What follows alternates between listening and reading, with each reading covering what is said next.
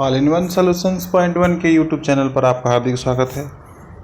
प्यारे छात्रों, आज हम आदिकाल को विस्तार से पढ़ेंगे। आदिकाल को हमने पिछले वीडियो में पढ़ा है और आदिकाल से संबंधित महत्वपूर्ण प्रश्नों का हम आज लेकर आए हैं।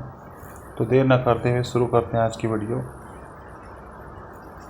ये सभी परीक्षाओं में पूछे गए प्रश्न हैं, इसलिए आप इसको ध्यान से देखते जाइए और इसको करते जाइए। रणमल छंद का रचयिता कौन है? श्रीधर है।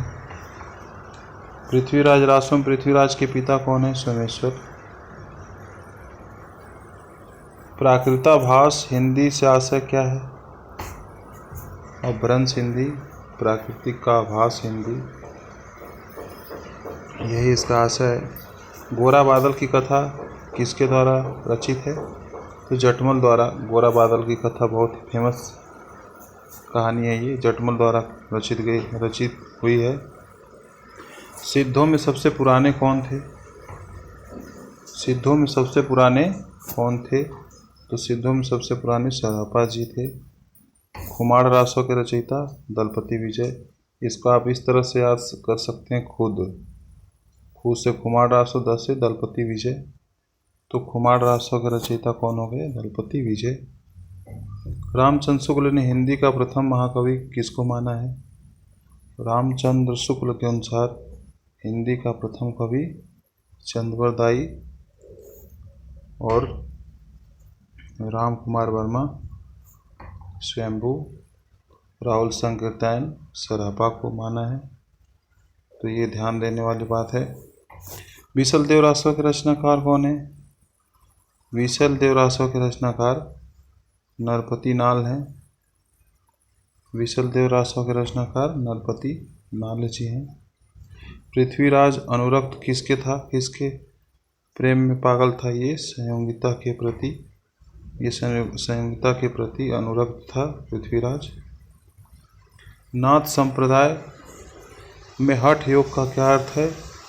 हठ योग मतलब ह का अर्थ है सूर्य और ठ का अर्थ है चंद्र। तो सूर्य और चंद्रमा दोनों के योग को हठ योग कहते हैं। राउल वेल किस रचना का प्रकृति क्या है? राउल वेल रचना चंपू काव्य है। चंपू काव्य उसे कहा जाता है जो गद्य और पद्य दोनों मिश्रित रूपों में लिखा होता है। तो गद्य और पद्य के मिश्रित रूप को चंपू काव्य कहा जाता है। तो राउल वेल एक ऐसी प्रकृति की रचना है जिसे चंपू काव्य कहा जाता है। वह इतिहासकार जिसके मतानुसार शालिभद्र सूरी हिंदी के प्रथम कवि माने जाते हैं। डॉक्टर गणपति चंद्र गुप्त के अनुसार शालिभद्र सूरी को हिंदी का प्रथम कवि माना गया है, जैसा कि मैंने आपको पहले बताया था। भल्ला हुआ जो मारिया बाहड़ी मारा कंतु पंक्ति का रचनाकार हेमचंद्र है। पृथ्वीराज रासो को हिंदी का प्रथम महाकाव्य कहने वाले आलोचक कौन है? रामचंद्र शुक्ल। राहुल संकीर्तन के अनुसार चर्या गीत और दोहा कोश की रचना करने वाले पहले बौद्ध सिद्ध कौन से हैं? सरहपा। ये पंक्ति है, पूछ रहा है किसकी पंक्ति है? मोरा जोबना नवेलरा भयो है गुलाल, कैसे कर दीनी कस मोरिमाल, सूनी सेज डरावन लागे विरह आगिन, मोहि डस डस जाए। ये अमीर खुसरो की पंक्तियां हैं। सिद्धों और योगियों की रचनाओं का जीवन की स्वाभाविक अनुभूतियों और दशाओं से कोई संबंध नहीं होता, वे शुद्ध साहित्य के अंतर्गत नहीं आती हैं। यह विचार रामचंद्र शुक्ल जी का है। इश्क भरा है देख ले और जगत से दूर, एक अचंबा हमने देखा देहरी का नासूर। अमीर खुसरो की उपयुक्त पहेली से अभिप्राय क्या है? ये कुआं एक तरह से पहेली है, ये खुसरो की पहेलियों में संबंधित ये पहेली है। इसका मतलब होता है कुआं। इश्क भरा है देख ले और जगत से दूर, एक अचंबा हमने देखी देहरी का नासूर। ये कुआं है पहेली। सखी पिया को जो मैं न देखूं, तो कैसे काटूं अंधेरी रतिया। उपयुक्त काव्य पंक्तियाँ, इसमें खड़ी बोली दिख रही है, साफ साफ खड़ी बोली की रचना है। और आदिकाल के ऐसे कवि जिनकी रचनाओं में खड़ी बोली देखने को मिलती है वो अमीर खुसरो जी हैं। तो ये रचना अमीर खुसरो की ही है। अपभ्रंश के जो नमूने हमें पदों में मिलते हैं वे उस काव्य भाषा के हैं जो पुरानेपन के कारण बोलने की भाषा से कुछ अलग, बहुत दिनों तक आदिकाल के अंत क्या उसके कुछ पीछे तक पोथियों में चलती रही उपयुक्त कथन किसका है? तो ये उपयुक्त प्रसिद्ध कथन ये रामचंद्र शुक्ल जी का ही है। संदेश रासक के रचयिता कौन है? अब्दुल रहमान। संदेश रासक, संदेश भेजना अब दूर नहीं है, तो ये अब्दुल रहमान। सहजयान के प्रवर्तक सरापा को माना जाता है। विद्यापति की वह रचना जो अभी तक संपादित होकर प्रकाशित नहीं हुई है, कीर्ति पताका ऐसी रचना है जो अभी तक संपादित ही नहीं हुई है। आत्मबोध रचना किसकी है? गोरखनाथ की है। माधव हो परिणाम निराशा यह पंक्ति किसकी है? विद्यापति की है। बौद्ध गानों दोहा का संपादन किसने किया है? हरप्रसाद शास्त्री जी ने किया है। सिद्ध कवियों द्वारा प्रयुक्त भाषा को क्या कहा जाता है? संध्या। सिद्ध कवि संध्या भाषा का प्रयोग करते थे, इसलिए इनको संध्या भाषा कहा जाता है, इनकी भाषाओं को। वह रासो काव्य जिसका मूल वर्ण विषय वीर रस न होकर श्रृंगार रस है, ये विशल देव रासो नरपति नाथ जी ने लिखा है ऐसे विशल देव रासो को। आलखंड का दूसरा नाम क्या है? आलखंड का दूसरा नाम परमाल रासो, जिसके रचयिता जगनीक जी हैं। पंडित चंद्रधर शर्मा गुलेरी ने पुरानी हिंदी का प्रथम कवि किसे स्वीकार किया है? राजा मुंज को। हालात ए कन्हैया किसकी रचना है? ये अमीर खुसरो की रचना है। आदिकाल में किन ग्रंथों की प्रधानता रही है? आदिकाल में रासो ग्रंथों की प्रधानता रही है, जैसे विजयपाल रासो, परमाल रासो, कुमार रासो, पृथ्वीराज रासो इत्यादि रचनाएं रासो से संबंधित है, इसलिए आदिकाल में जो ग्रंथों की प्रधानता रही है वो रासो ग्रंथों की प्रधानता रही है। आचार्य हजारी प्रसाद द्विवेदी के अनुसार 14वीं-15वीं शताब्दी के हिंदुओं, मुसलमानों, सामंतों, शहरों, सेना के सिपाहियों और लड़ाइयों का जीवंत और यथार्थ किस ग्रंथ में किया गया है? ये कीर्तिलता में किया गया है। कीर्तिलता आप जानते हैं विद्यापति की रचना है कीर्तिलता, कीर्ति पताका। विशल देव रासो में प्रयोग किया गया है गेय शैली। विशल देव रासो गेय शैली में इसका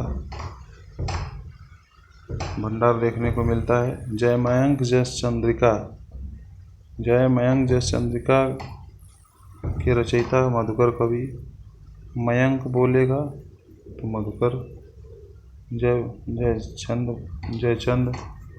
जयचंद प्रकाश, जयमयंक जस चंद्रिका मधुकर कवि।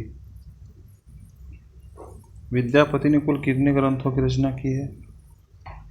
विद्यापति ने कुल 16 ग्रंथों की रचना की है। श्रृंगार काव्य क्या है? विशल देव रासो श्रृंगार काव्य है जो गेय शैली में है।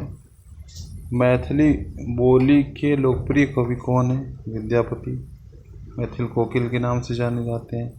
सरापा का संबंध किससे है? सिद्ध साहित्य से सरापा का संबंध है।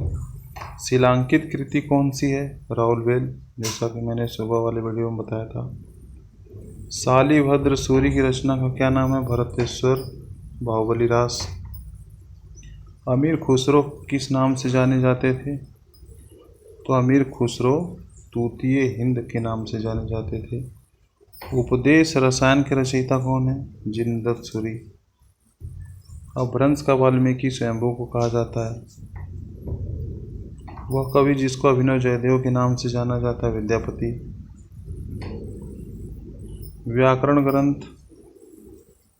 व्याकरण ग्रंथ उक्ति व्यक्ति प्रकरण को व्याकरण ग्रंथ है ये। प्रबंध चिंतामणि के रचयिता कौन है? मेरुतुंग। प्रबंध चिंतामणि लगभग सभी परीक्षाओं में पूछे जाने वाला प्रश्न है। आगम वेय पुराण पंडित मान बहंती पक्क श्री फल अली अजिम वाहिरेति भरमयंती, ये काव्य पंक्तियां किसकी है? कन्नपा की है। कुंडलिनी के उद्बुद्ध होने पर जो स्फोट होता है उसे क्या कहते हैं? नाद। पुरुष परीक्षा रचना किसकी है? पुरुष परीक्षा एक सुप्रसिद्ध रचना है विद्यापति की। वह विद्वान जो पृथ्वीराज अशोक सर्वथा अप्रामाणिक ग्रंथ मानने वालों में शामिल नहीं है, मोहनलाल विष्णुलाल पंड्या। आल्हा गाया जाता है वर्षा ऋतु में। आल्हा जो है ये वर्षा ऋतु में गाया जाता है। अपभ्रंश के महाकवि कौन है? कौन थे? स्वयंभू। आदिकालीन साहित्य में वीर रस की रचनाओं में प्रयोग किया गया डिंगल भाषा। आदिकाल की लगभग सभी रचनाओं में डिंगल भाषा का प्रयोग किया गया। डिंगल भाषा खड़ी बोली और राजस्थानी मिश्रित भाषा को डिंगल भाषा कहते हैं और खड़ी बोली प्लस ब्रज भाषा की मिश्रित रचना को पिंगल भाषा बोलते हैं। शब्दानुशासन के लेखक कौन है? शब्दानुशासन के लेखक हेमचंद्र जी हैं। तो दोस्तों आज हम आपको आदिकाल से संबंधित लगभग बहुत सी रचनाओं को बताया। आप इसे ध्यान से पढ़िए और आगे की वीडियो देखने के लिए इस चैनल पे बने रहिए और ज़्यादा से ज़्यादा लोगों तक सब्सक्राइब करने के लिए उन्हें प्रेरित करिए। धन्यवाद। नमस्कार।